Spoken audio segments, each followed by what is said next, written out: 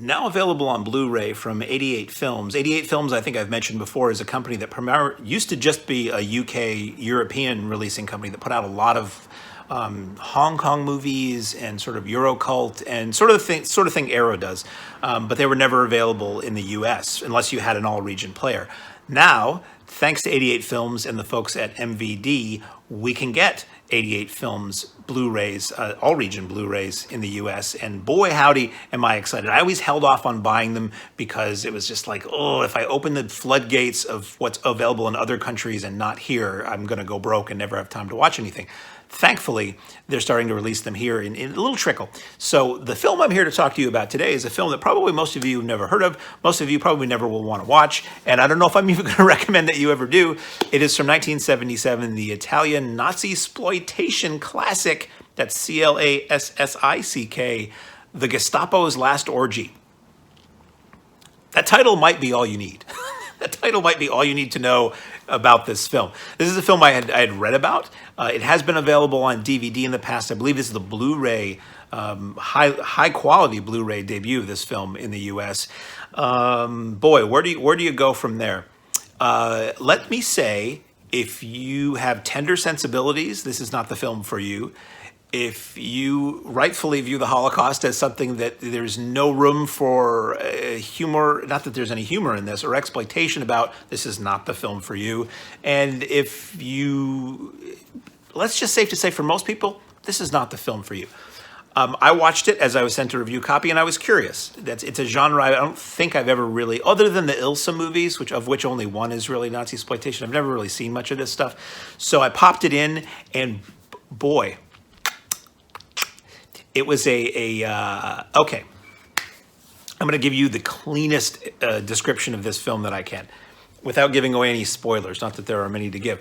So the film opens with this man who's probably in his 50s, 60s, driving a Mercedes through like the German countryside while you hear radio news reports about something akin to, let's say, the Nuremberg trials.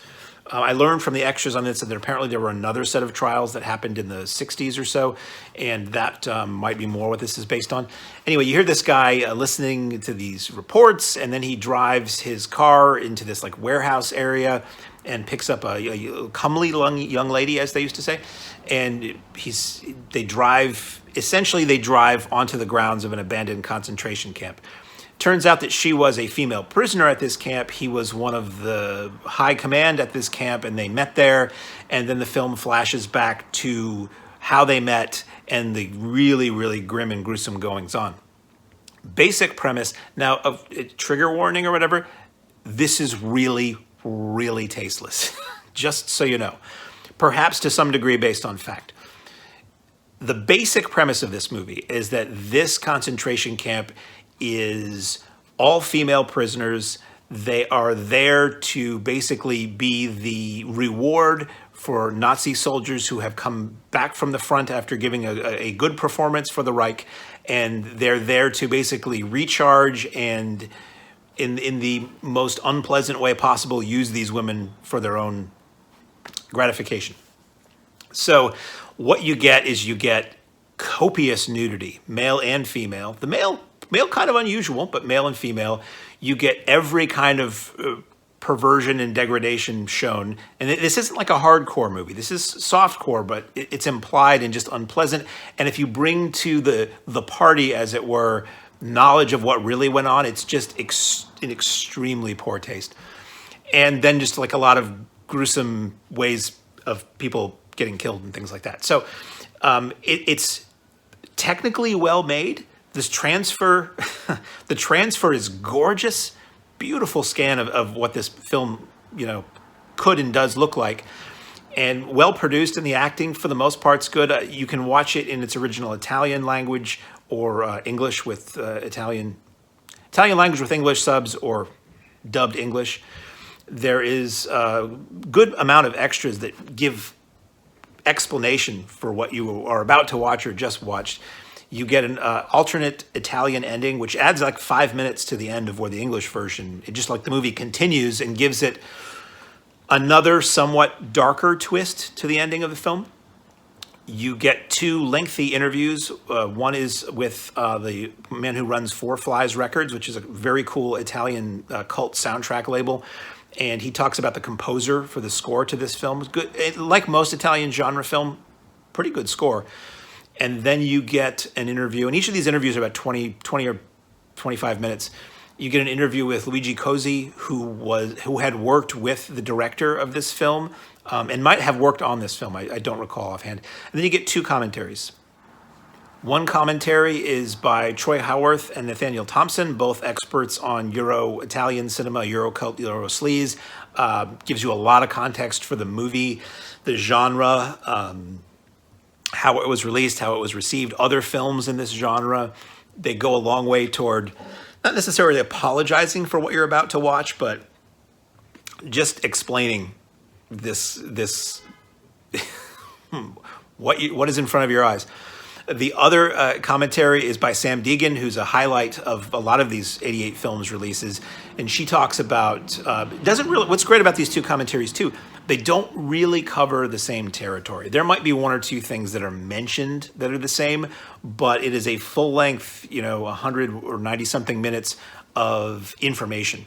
The Deegan commentary gets into a lot more historical context for this movie, where elements of the film may have come from, and what elements of this film were clearly inspired by or lifted from other films that were similar. They mentioned Salon Kitty, Tinto Brass's Salon Kitty, and Night Porter and Salo as big influences on this film.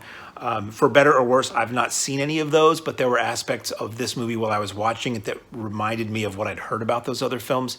And then you get the trailer. So comes in a slipcase. These 88 films, I don't have it handy, but these 88 films releases are gorgeous. That you get a slipcase with new art for the film. You get a reversible cover that has original art on the inside if you would choose to flip it out. You get a booklet about the film, and you get a mini poster of the original artwork. So it's a really nice set for a film that is, I can't say it enough, not for everybody.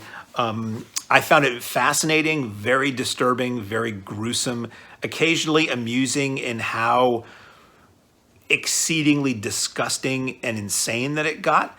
But, the information that has been revealed about what actually went on in those camps at that time, it's not wildly off the mark.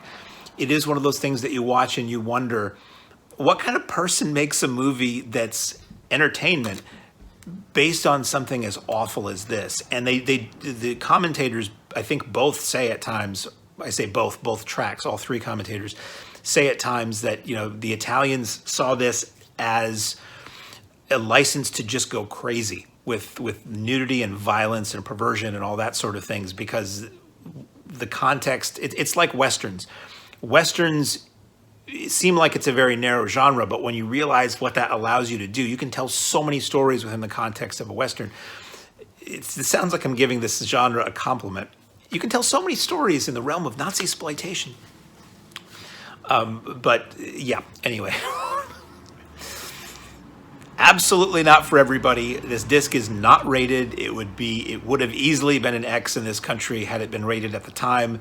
It would be an NC-17 if that's even a thing anymore. It's for people who are interested in extreme cinema, or people who are interested in how low Italian exploitation should go. Now available in a beautiful new transfer is fun for the whole family. The Gestapo's Last Orgy.